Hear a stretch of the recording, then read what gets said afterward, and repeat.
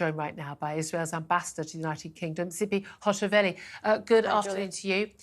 It is extraordinary. We spoke very, very soon after this horrific attack on the 7th of October. Here you are again. We are still in a situation where, I mean, the death toll, the 1,400 loss of life in Israel on the 7th of October, that the details of that are now more and more in evidence. We've got all these hostages being held in Gaza. We've now got the deaths of many people in Gaza as well. I want to ask you, first of all, in terms of the calls for ceasefires that we're seeing, what does a ceasefire mean to you? And what does a pause mean to you? And why is Israel resisting? It's so simple. At the 6th of October, there was a ceasefire. Israel was living its life peacefully. All those communities like Be'eri, Kfar Aza, Sderot, Ofakim, they lived their life peacefully.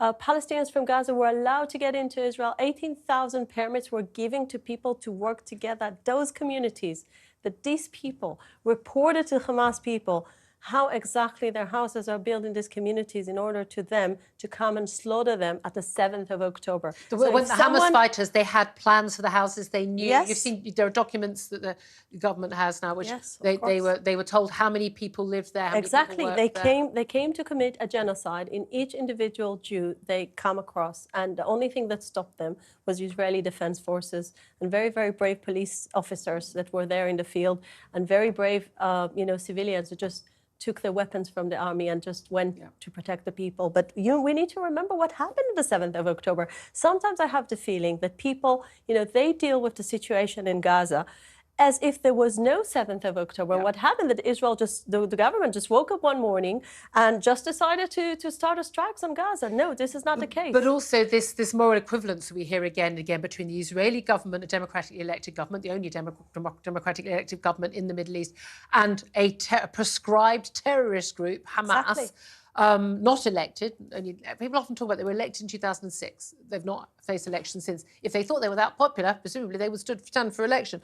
But that I'm afraid they do get a support. There is too much support for them, certainly in Gaza. But the idea that what happened on October the 7th is no different to what is happening right now in Gaza. Yes. How do you understand that? Well, first of all, you get to hear the spokesperson of Hamas. Some platforms here give him the stage to speak and to spread his hatred to the Israeli people and to the Jews in Israel. And he says, 7th of October will be repeated again and again. So just understand what is the face of the enemy Israel is facing. We're facing a brutal, barbaric terror organization that butchered Israelis, killed children in their beds. One of my assistants was saying they were killing children in their Mickey Mouse pajamas. They came in the morning and, Boris Johnson was yesterday in Israel. Let me share that with you because my friend was hosting him. One of my parliament members' friend was hosting him. And, he wanted to see the south area of Israel after the damage being created by the Hamas attack. And even now, a month after the terror attack, you can still see the blood spots in a children's bedroom. Even now, Boris Johnson was holding his hand in his hands, shocked from the terror and the horrific sights he's seen. So just think about it. This is the visual of all those, ghost villages in Israel today. No one is living there now because everyone is evacuated. Israeli people became refugees in their own homes. And all this reality were created by a war that Hamas declared, calculatedly crossing the border. 3,000 Hamas terrorists came to Israel the 7th of October. And each one of them had one mission, to kill every single individual, torture them, torture their bodies. We made a screening last Thursday for the journalists in this country that want to see the truth. And this heavy silence was in the room after the screening was over. Journalists, hard-bitten war journalists who were crying, people vomiting afterwards because of the gore. Exactly. And it's difficult, isn't it? Because in the Western media, we don't see a lot of the full atrocities of war. In the Middle Eastern TV output, you actually do see a lot of this. Unfortunately, it was on Telegram. Hamas published it in its Telegram. They were boasting about it. Yes. Normally, if there's a terror attack or some sort of atrocity, people try and hide that they've done it. This was being glorified. They glorified it. Do you think, though, that, one of the reasons why Israel put out that footage to be seen by by independent journalists to verify it, to see this is what really happened. This isn't rumours, because there was that debate, wasn't there, about was it 42 babies that were beheaded or was it just a couple? As if that's a normal debate to be having in a civilised world. Yes, this is really crazy debate. But are you worried that you are nevertheless, you speak on behalf of Israel in this country, losing the propaganda war? Because Hamas, I mean, look, they've won the propaganda war with the BBC, have they not? Not to be called a terrorist group. Constantly, they're being believed when they claim numerous deaths as a result of an attack on a hospital, which is Israel's blame for, and the like. The footage, the false blame, yes, false. We should say. The footage that is put out day in, day out of children being the victims in the rubble in Gaza. That is playing into Hamas's hands. Are you losing that propaganda war? So my answer to you is, when you see the leadership in this country, the UK leadership, led by Prime Minister Rishi Sunak and the Foreign Secretary James Cleverly, you can see a very strict standing with Israel, understanding ceasefire is irrelevant when you're talking about a terror organization still holding 241 hostages, just like you mentioned, and this is not relevant now. So you see the backup of all Western leaders. You see the US stands with Israel. You see Joe Biden comes to Israel. Blinken comes again and again to Israel just to make sure that Israel wins this war. You can see more and more military aid coming from the US and from the UK because they understand Israel must win this justified war. So we see actually in the leadership among parliament members, more and more people understand that you cannot beat terror by appeasing it. Yeah. You cannot. So you need. We would never call for that if there was an attack of equivalence on this territory here in the UK. We would not be saying yes. What we need to do is have a ceasefire. I agree. You talked about victory. What does victory look like? I mean, in an ideal world, wouldn't it be great? We had a two-state solution, peace on all sides, and everyone could live freely. I don't think anyone thinks right now that's going to happen in the near future. Exactly. What does victory look like? I can tell you that the two-state solution failed by the Palestinians refusing time after time to have that. And just listen to... Well, they say they want the Israeli state. They say that's their state. They want the Israel state, exactly. So they're chanting from the river to the sea, Palestine will be free. And unfortunately, they mean free from Jews. So we know that this is what they want. This is the jihadi ideology in Hamas, based in Hamas charter. This is, you can see it also among the PLO people. So what you see at the moment is, I think that the big crisis is the fact those children in Gaza were educated to hate Jews and to dehumanize them. And I can tell you there is no Israeli in the world that is dehumanizing Palestinians. We all see them as human beings, but they're looking at us as if we were less than animals.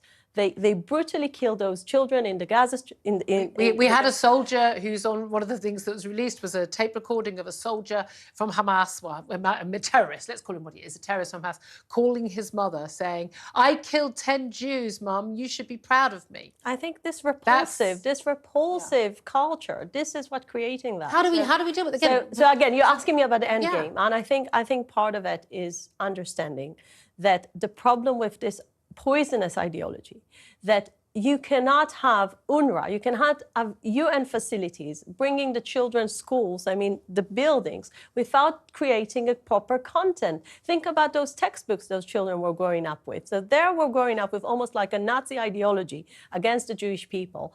And those are the future children that are becoming terrorists, supporting Hamas actions. And you can see those people celebrating Hamas atrocities. This is the problem. So I think... People here celebrating. So that's another issue. I would love to discuss that with you. But let's speak about the fact that no future solution won't include a different educational system with the Palestinians. We need to have to change. It's not enough just to defeat Hamas. You have to change hearts and minds. So the way I see it, I call it a Marshall Plan for the Gaza Strip. It's not enough just to pour money, because the international community poured billions of money that went only to one place, to build this underground terror city of Hamas. The majority of the budget and the money was sponsoring Hamas with its activities. And you can see Ismail Haniyeh is a billionaire sitting in Qatar, spending time in five-star hotels. So this is the problem. The leadership of Hamas couldn't care less about their people. They are not there in Gaza. They're hiding in Qatar. And this is why I think this organization, this infrastructure of Hamas, this military abilities, it all must be dismantled when this war is over. And we've told that Gaza has been basically split into two, north and south, that we're looking at the next 48 hours, Israeli Defense Forces going into Gaza City proper. There was some talk about, you know where a lot of the tunnels are, you've got information, you just flood the tunnels, but of course the concern is that the hostages are in the tunnels. I don't want to get into the tactics of how do we dismantle the tunnels, but there is one point should be made here. I think people are not aware how much Hamas is using the people of Gaza, not just as human shields, but also the civil facilities in Gaza as their base and headquarters. So the Shifa Hospital, which is the main central hospital of the Gaza city, is now the main headquarters of Hamas. So Israel is working according to the international law. So we are obligated to do that. But at the same time, the international law allows us to attack everywhere that is like a base, a military base of Hamas. So we need now the understanding of people around the world that all the hospitals in Gaza are being occupied by Hamas headquarters, by Hamas terrorists and leaders, and this is the problem. We need to make sure that all the people will be evacuated. Israel is doing major... You call on people to evacuate. Are you saying basically when civilians die, when they've been told to evacuate, when Hamas has occupied those buildings, effectively building their depots there, that Hamas is responsible for these deaths? Absolutely, yes. Hamas is responsible. Let's talk about what's been going on here in the UK. What is your feeling about those big protests that we've been seeing every weekend? We've been asking everyone today to get in touch about this Armistice Day protest planned for this Saturday. Again, this is one of the most holy, a sacred day for people in Britain to commemorate our fallen dead, for the right for things like protests. Do you think that protests should be banned altogether? Should they be banned generally? Is it just they shouldn't be allowed to take place at the cenotaph? What do you think? So let's start from the very important thing for this weekend. I think it's just disrespectful when you think about the sacrifice people made in this country for the freedom and values of this country. Nothing can be more contradicting to the values of this country as a democracy, as a symbol of Western liberty, than the values of Hamas. It is against freedom, free speech, is against liberties for women, for every single individual. Everyone is oppressed by Hamas. So just think about this ideology being glorified in the streets of London when you have the day where you remember the people that fight the Nazi regime. I think it doesn't look good. So it's for sure not the best way to give freedom of speech in the streets of London. Freedom of speech is a very welcome thing, not hatred speech, not those hate crimes like calling jihad in the streets of London. So I know the Prime Minister and the Home Secretary take it very seriously.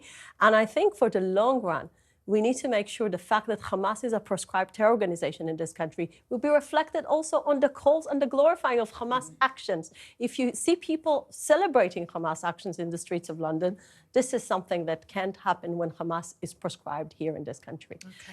Thank you very much indeed for joining us, Ambassador Tzipi Hotovely. Thank you, for joining us.